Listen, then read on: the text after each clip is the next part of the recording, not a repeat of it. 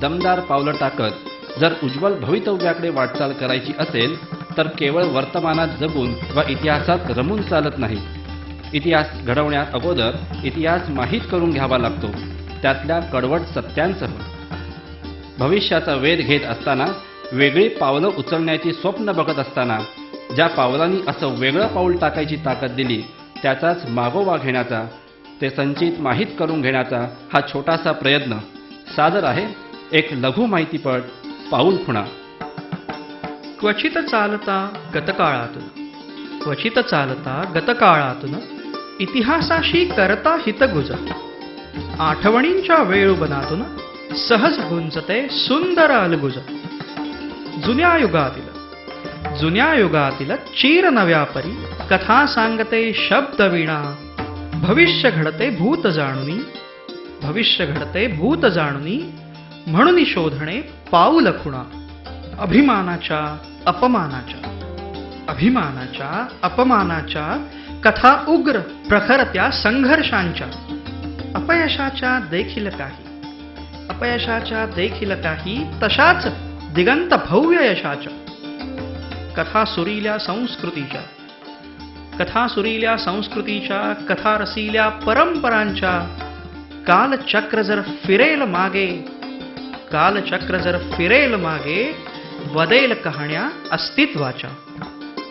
काळ बदलला प्रेरणाही, बदलांची जरी मिळते ग्वाही, पाऊल खुणा परी पथदर्शी या इतिहासाच्या हमराही. युवा युगाचे स्वागत करण्या, रे जुन्याचे मर्म जाणा, अनुभवाचे सार सांगती, म्हणून स्मरणे पाऊल खुणा. इतिहासात, भूतकाळात डोकावून बघताना कित्येक प्रश्न उभे राहतात, भंडावून सोडतात. देवरुखे समाज हा मुळात कोठला, त्याचा उगम काय, चालीरीती, कुळाचार कोणते, दैवत कोणती, अशाच साऱ्या प्रश्नांची उकल करण्याचे, उत्तर शोधण्याचे प्रामाणिक प्रयत्न वेळोवेळी झाले. देवरुखे ब्राह्मण मित्रमंडळ मुंबई यांनी प्रकाशित केलेले देवरुखे हे पुस्तक किंवा दा रा तेरेदेसाई संपादित आपण कोण आपले कोण हा ग्रंथ यांसारखे प्रयत्न खचितच मार्गदर्शक ठरतात. देवरुखे समाज हा मूळचा कोकणातला, पण उत्तर पेशवाईत व खरं तर ब्रिटिशांच्या काळात जशा जशा नोकरी व्यवसायाच्या, पोटा पाण्याच्या संधी मुंबईत उपलब्ध होऊ लागल्या तसे तसे देवरुखे मुंबईला येऊ लागले. सारी वस्ती तेव्हा गिरगावातल्या चाळींमधून व दादरसारख्या मध्यवर्ती ठिकाणी. कोकणातल्या गावांमधून बोटीनं मुंबईला यावं, भाऊच्या धक्क्यावर उतरून झाऊबावाडीतील व मुगभाटांतील परिचितांकडची वाट धरावी, ओळखी पाळखीनच म्हणा पण कामधंदा शोधावा, चाळीतल्याच नातलगाकडे त्याच्या सिंगल रूममध्ये व बाहेर गॅलरीत पथारी पसरावी, खानावळीत जेवावं आणि 4 पैसे शिल्लक टाकून कोकणात पाठवावेत. अशा कष्टमय मार्गाने बरेचसे देवरुखे मुंबईत आले, स्थिरावले. आपापल्या वकुबानुसार परिचित देवरुख्यांच्या मदतीनं संकटांचा हिमतीनं मुकाबला केला. आज मुंबईतला सुस्थिर व जुना समाज म्हणून प्रस्थापित झालेल्या युवा पिढीच्या आजोबा पणजोबांनी हे हाल सोसून आपापलं जीवन व्यतीत केलं. अर्थात हा ज्याचा त्याचा जीवन संघर्षच म्हणा ना. या साऱ्यामागे एक इतिहास आहे, तो देवरुख्यांच्या पाककौशल्याचा आहे. 20व्या शतकाच्या पहिल्या 4 दशकात त्या संघर्षाच्या काळात मुंबईत खानावळी आणि उपहारगृहे ही केवळ देवरुखे ब्राह्मणांची मिरासदारी होती. स्वयंपाकामध्ये पुरे निपुण ही त्यांची ख्याती. याच पाककौशल्याचा आधार घेत देवरुख्यांनी तुलनेने कमी जिम्मेदारीच्या पण अत्यंत कष्टदायी अशा खानावळ व्यवसायात आपला चांगला जम बसवला. गरीब परिस्थितीत बोटीने कोकणातून मुंबईत आलेल्या देवरुख्यांना या खानावळींचा फार मोठा आधार वाटे.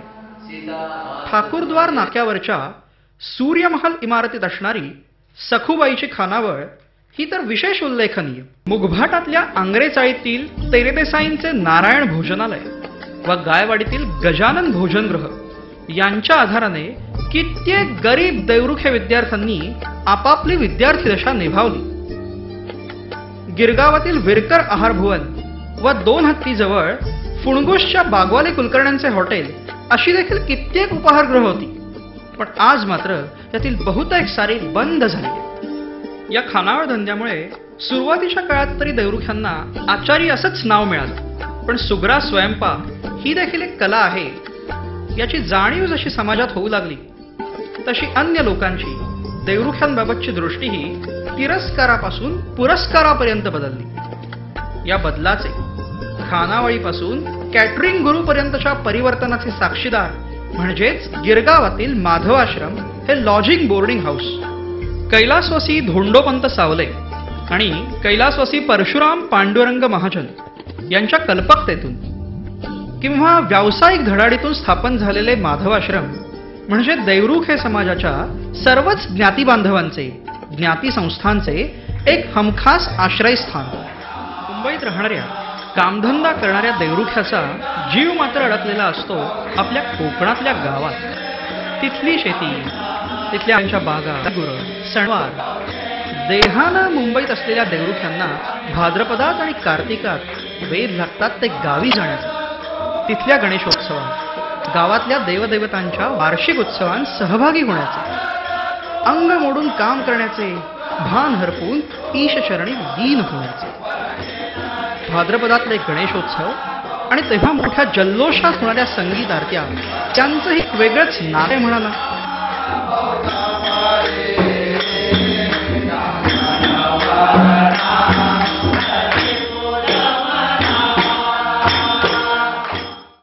मराठी माणूस म्हणजे नाटकवेडा हे विधान जणू देवरुखे समाजालाच उद्देशून केलं गेलंय की काय असं वाटण्या इतपत आपण देवरुखे नाट्यवेडा. श्याम सुंदरा चातुरी तुझी अगाध, चातुरी तुझी अगाध, कमल नयन श्रीधरा, कमल नयन श्रीधरा, श्रीधरा श्रीधरा. उत्सव देखील देवरुख्यांचेच एक वैशिष्ट्य. साधारणतः 3 ते 5 दिवस चालणार, गावोगावच्या प्रथांनुसार बदलणारे एक उत्सव.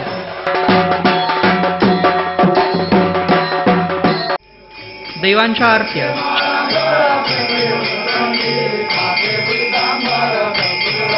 छबिना, कीर्तन,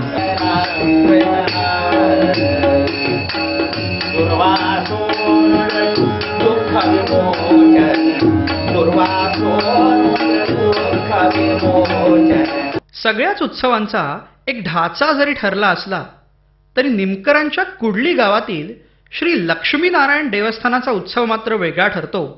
तो तेथील वेगवेगळ्या प्रथांमुळे.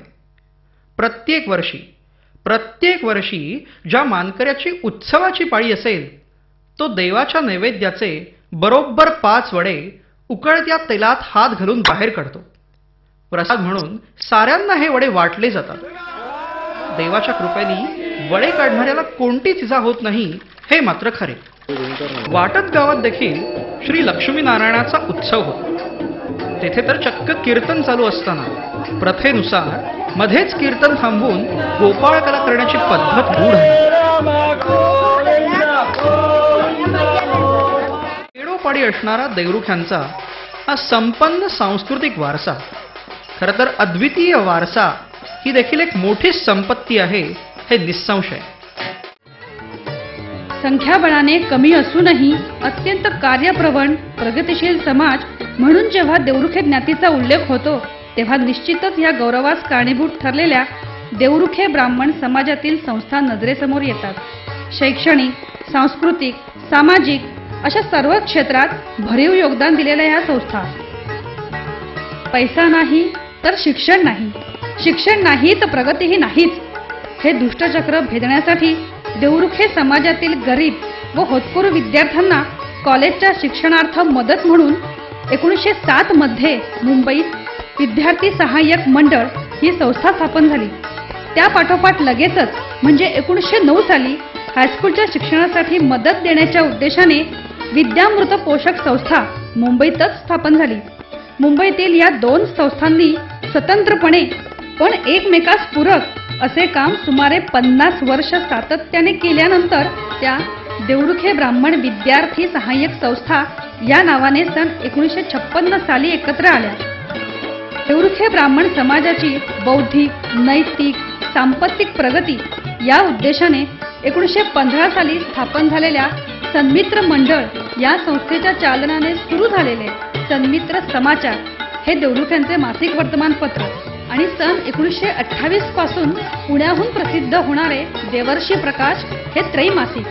याद्वारे सातत्याने देवरुखे ब्राह्मण समाजातील विविध घडामोडींना प्रसिद्धी दिली जाते. देवरुखे समाजाच्या ज्या संस्था आहेत त्यातील अत्यंत उल्लेखनीय संस्था म्हणजे देवरुखे ब्राह्मण अनाथ कौटुंबिक निधी आणि वैद्यकीय मदत निधी. दैवाच्या आकस्मिक घाल्याने निराध आलेल्या आपल्या ज्ञाती बांधवांना आपणच वाचवून आर्थिक मदत करू या उदात्त हेतूने 1949 साली अनाथ कौटुंबिक निधीची स्थापना झाली. वैद्यकीय मदत निधीची कल्पना 2000 सालापासून राबवली जात आहे. या संस्थांचे अस्तित्व देवरुखे वगळता अन्य कोणत्याही समाजात आढळून येत नाही. आपल्या समाजाच्या आर्थिक गरजा भागवण्यासाठी पण अन्य समाजातील व्यक्तींनाही खुली असणारी 1924 साली मुंबईत स्थापन झालेली सन्मित्र सहकारी बँक हाही एक असाच अभिनव प्रयोग. या संस्थेबरोबरच मुंबई शहर, उपनगरे, पुणे, बडोदा, इंदोर, खत्तलवाडा अशा देवरुखे बहुल शहरातून यशस्वीपणे कार्य करणारे देवरुखे ब्राह्मण संघ समाज, कोकणातल्या गावागावातून असणारी उत्सव मंडळे, नाट्य मंडळे यांची नोंद तर घ्यावीच लागेल. या व अशाच संस्थांच्या यशोदायी कथांनी या पाऊल खुणांनीच आज प्रगतीची वाट दाखवली आहे. देवरुखे ज्ञातीची एकूणच सामाजिक प्रगती आणि त्यांनी समाजाला दिलेले योगदान यांचा विचार करता काही प्रातस्मरणीय नावे सहजच ओठांवर येतात. अर्थात अशा अनेक समाजरत्नांपैकी काही थोडीच नावे शोधणे फार अवघड. पण जनमानसात रूढ झालेल्या काही देवरुखे नररत्नांपैकी 4-5 नावे घेतल्या वाचून पुढे जाण्याचा प्रयत्न करणेच अशक्य. ज्या डिक्शनरीवरून महाराष्ट्रातल्या कित्येक पिढ्या इंग्रजी शिकल्या त्या विरकर डिक्शनरीचे कर्ते पुण्यातले थोर शिक्षण तज्ज्ञ श्रीयुत कृष्णाजी भास्कर विरकर. रुग्णसेवा, महिला उन्नती, समाजकार्य यांसारख्या क्षेत्रांमध्ये भरीव योगदान देणाऱ्या मुंबईतल्या पहिला महिला डॉक्टर, मुंबई विद्यापीठाच्या पहिल्या महिला ग्रॅज्युएट डॉक्टर काशीबाई नवरंगे, स्त्री शिक्षणार्थ झटणाऱ्या व पंडिता रमाबाईंच्या सेवा सदनशी निगडीत कार्य करणाऱ्या आपल्या समाजातील रमाबाई नवरंगे, डोळे हे जुलमी गडे यासारख्या श्रेष्ठ गाण्याचे, अवीट गोडीच्या गाण्याचे संगीत दिग्दर्शक, एक ज्येष्ठ श्रेष्ठ संगीतकार, संगीत दिग्दर्शनातील विविध प्रयोगांचे कर्ते केशवराव भोळे, संगीत सूर्य केशवराव भोसल्यांना पुढे आणणारे स्वतः एका नाट्य कंपनीचे मालक जनुभाऊ निमकर यांसारख्या साऱ्या दिग्गजांचा, त्यांच्या पाऊल खुणांचा उल्लेख कृतज्ञतेने करावाच लागतो. समग्र इतिहास नाही, पण इतिहास घडवण्याची ताकद मिळवावी अशी प्रेरणा देण्याचा हा छोटासा प्रयत्न युवा पिढीप्रती समर्पित. युवा युगाचे स्वागत करणे, युवा युगाचे स्वागत करण्या रे जुन्याचे मर्म जाणा, अनुभवाचे सार सांगती, अनुभवाचे सार सांगती, म्हणून स्मरणे पाऊल खुणा, म्हणून स्मरणे पाऊल खुणा.